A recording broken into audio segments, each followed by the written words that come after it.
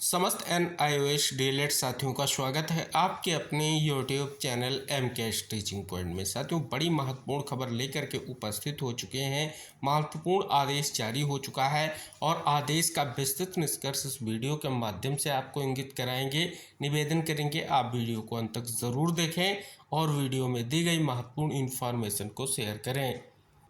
अगर आप चैनल पर पहली बार विजिट कर रहे हैं तो चैनल को सब्सक्राइब अवश्य कर लें, जिससे जो भी नेक्स्ट अपडेट आप तक शेयर की जाए वो आसानी से पहुंच सके। तो यहाँ पर अगर आप देखेंगे, प्रेषक जो है सचिव उत्तराखंड शासन सेवा में निदेशक प्रारंभिक शिक्षा उत्तराखंड को यहाँ पर महत्वपूर्ण जो है स्पष्ट तौर पर निर्देश जारी हुए हैं। क्या निर्देश है? और ये निर्देश 15 अप्रैल 2025 को जारी किए गए हैं।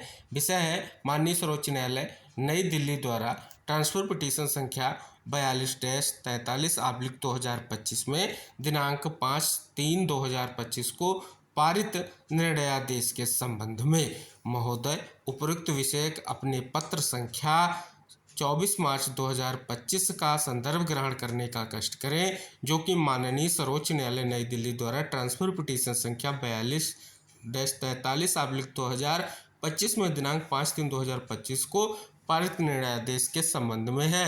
पॉइंट नंबर 2 उल्लेखनीय है कि राष्ट्रीय अध्यापक शिक्षा परिषद NCT की अधिसूचना दिनांक 23/8/2010 एवं यथा संशोधित अधिसूचना दिनांक 29/7/2011 द्वारा कक्षा 1 से 5 तक की कक्षाओं में अध्यापन कराने वाले शिक्षकों की नियुक्ति निर्धारित शैक्षिक एवं प्रशिक्षण अर्हताएं निर्धारित किए जाने के अनुक्रम में राज्य में सहायक अध्यापक प्राथमिक के पदों पर भर्ती हेतु उत्तराखंड राज्य की प्रारंभिक शिक्षा सेवा नियमावली 2012 प्रख्यापित की गई थी, जिसमें 2 वर्षीय डीएलएड प्रशिक्षण का उल्लेख है। पॉइंट नंबर 3 सहायक अध्यापक प्राथमिक के रिक्त पदों को भरे जाने हेतु वर्ष 2020-2021 में विभिन्न जनपदों द्वारा विज्ञप्तियां निर्गत की गई थी, जिसमें NIOS से डीएलएड 18 माह प्रशिक्षित अभ्यर्थियों द्वारा भी निवेदन किए गए। सेवा नियमावली में NIOS से डीएलएड का उल्लेख नहीं होने पर उनके आवेदन अभ्यर्थन निरस्त किए जाने पर विभिन्न रिट याचिका माननीय उच्च न्यायालय नैनीताल में आयोजित की गई थी, जिसमें संयुक्त रूप से रिट याचिका संख्या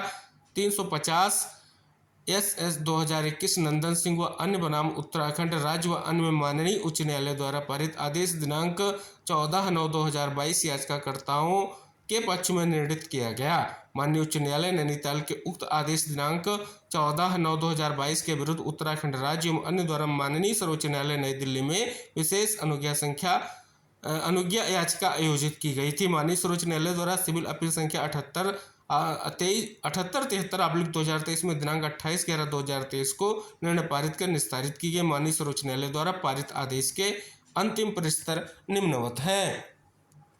यहाँ पर देखेंगे 43 नंबर का जो पैरा उसमें परिणाम में हम निम्नलिखित आदेश पारित करते हैं। पॉइंट नंबर 1 अपील स्वीकार की जाती है। पॉइंट नंबर 2 उच्च न्यायालय द्वारा पारित दिनांक 14 सितंबर 2022 का विवादित निर्णय एवं आदेश उत्तराखंड के नैनीताल स्थित न्यायालय द्वारा पारित आदेश को निरस्त किया जाता है तथा उसे आपस्त किया जाता है। तथा पॉइंट नंबर 3 मूल रिट याचिकाकर्ताओं द्वारा दायर रिट याचिकाएं खारिज की जाती हैं। पॉइंट नंबर 44 लंबित आवेदन यदि कोई हो का निपटारा उपरोक्त शर्तों के अनुसार किया जाएगा। ये 28/11/2023 के फैसले को यहाँ पर इंगित कराया गया है।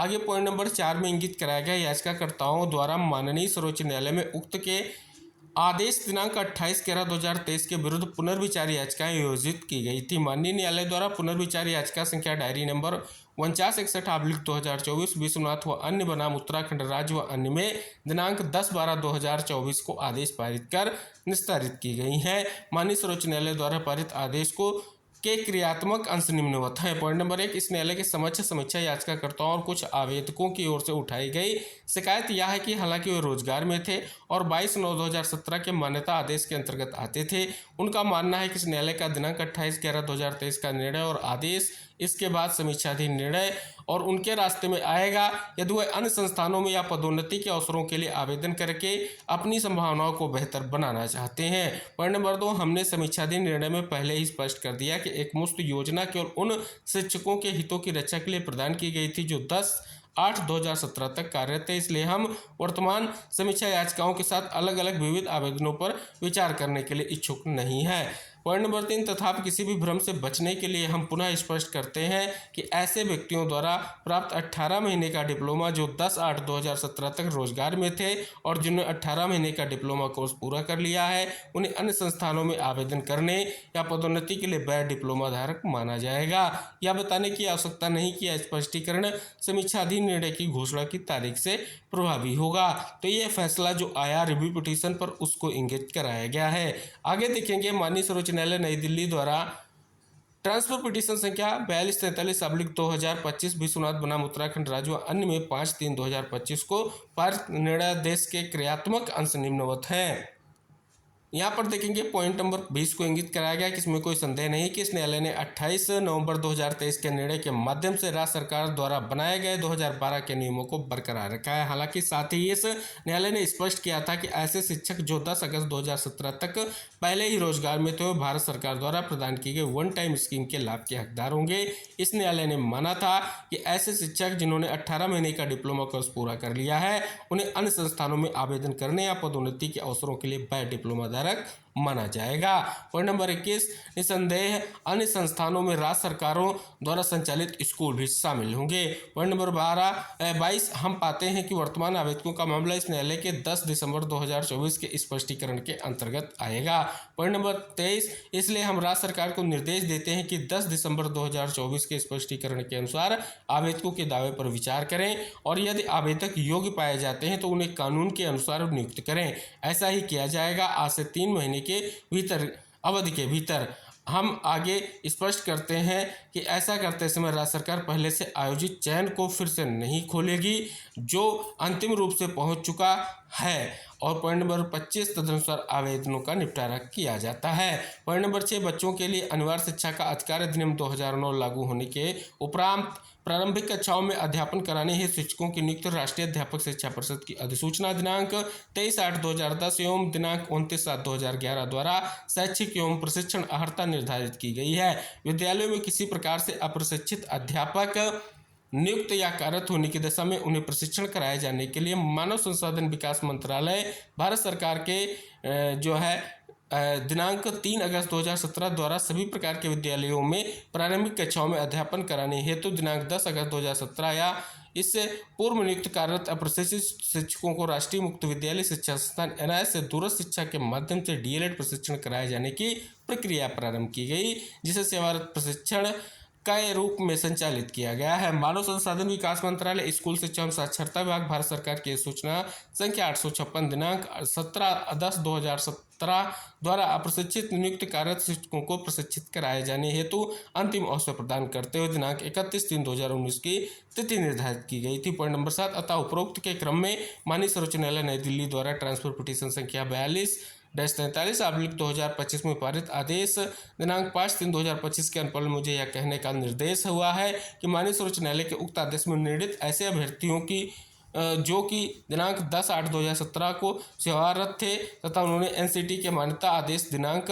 22 सितंबर 2017 के क्रम में NIS से ODL मोड के माध्यम से MHRD के स्वयं पोर्टल से सेवारत प्रशिक्षण के रूप में 18 माह का DLED डिप्लोमा 31 मार्च 2019 तक प्राप्त कर लिया है को भी वह डिप्लोमा होल्डर मानते हुए प्रचलित सुसंगत नियमों के आलोक में अभ्यर्थियों के समस्त प्रमाण पत्रों एवं पात्रता का भली भांति परीक्षण करते हुए आहर पाए गए अभ्यर्थियों को सहायक अध्यापक प्राथमिकी गतिमान भर्ती प्रक्रिया में सम्मिलित करना सुनिश्चित करें। आगे यहाँ पर देख सकते हो प्रक्रिया को माननीय सर्वोच्च न्यायालय के आदेश के अनुसार be feature clarify the further clarified that while doing so the state government would not reopen the selection already conducted which has reached finality. किसी भी दशा में अब तक संपन्न की जा चुकी भर्ती प्रक्रिया को पुनः उद्घाटित या निरूपण नहीं किया जाए एवं गतिमान भर्ती प्रक्रिया में उक्त संपन्न चयन की प्रक्रिया के पश्चात अवशेष पदों हेतु ही उपरोक्तानुसार चयन की प्रक्रिया की जाए एवं कार्रवाई माननीय सर्वोच्च न्यायालय द्वारा निर्दिष्ट समयांकन पूर्ण कराना सुनिश्चित करें। तो फाइनली उत्तराखंड प्राथमिक शिक्षक भर्ती के परिपेक्ष में जो आपने देखा, हाई कोर्ट में सुनवाई, फिर सुप्रीम कोर्ट में ट्रांसफर पिटीशन पर सुनवाई और फाइनली देख रहे हैं यहाँ पर एक महत्वपूर्ण जो है शासनादेश भी जारी हो चुका है और स्पष्ट तौर पर आदेश के अनुपालन को लेकर के निष्कर्ष देखने को मिल रहा है। और एक बहुत बड़ी खबर है क्योंकि आप देख रहे हैं क्या प्रयास टीम का है, किस प्रकार से ये निष्कर्ष देखने को मिल रहा है महत्वपूर्ण है। अभी इंतज़ार है, आप सभी को इंगित करा दें, जो इंतज़ार है वो अब समय से धीरे धीरे विभिन्न भर्तियों को लेकर के स्पष्ट होता जा रहा है।